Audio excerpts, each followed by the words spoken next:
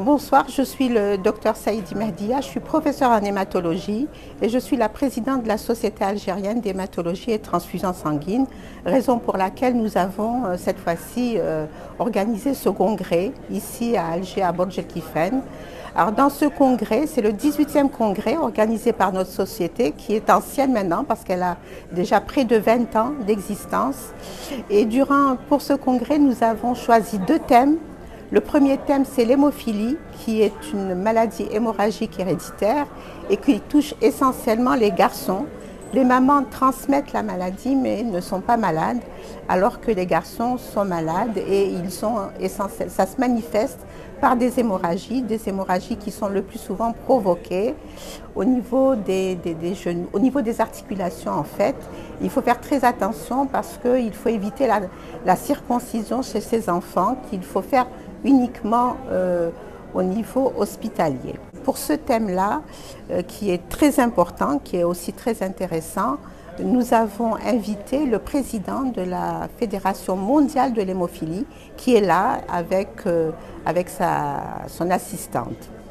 Donc le deuxième thème est un thème de cancer hématologique qui est le myélome multiple qui touche par contre les sujets âgés. Donc l'hémophilie c'est les enfants et le deuxième thème ce sont les sujets âgés qui ont une hémopathie maligne.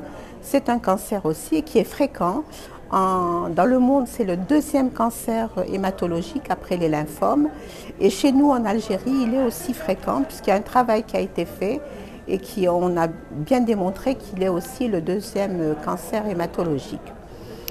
Et donc, pour le myélome, ce sont des sujets âgés qui ont des douleurs, qui est une maladie encore incurable, bien qu'il y ait beaucoup de traitements.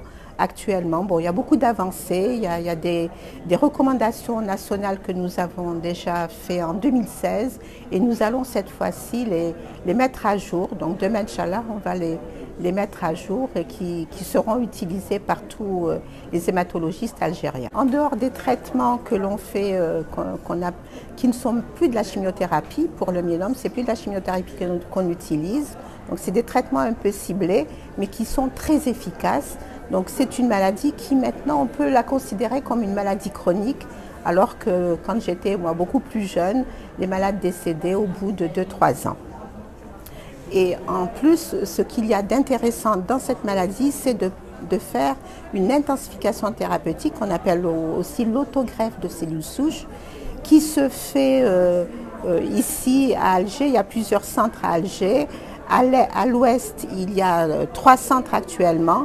Et à l'est, où je suis chef service d'hématologie au centre anticancer de Batna. À l'est aussi, en fait, il y a un seul service que je dirige actuellement et où on fait de l'autogreffe de cellules souches, alors qu'il doit en avoir beaucoup plus d'autres pour que tous les malades bénéficient de cette procédure qui va prolonger leur survie. Donc ils ne vont pas guérir de cette maladie pour le moment, mais ça va quand même prolonger leur survie.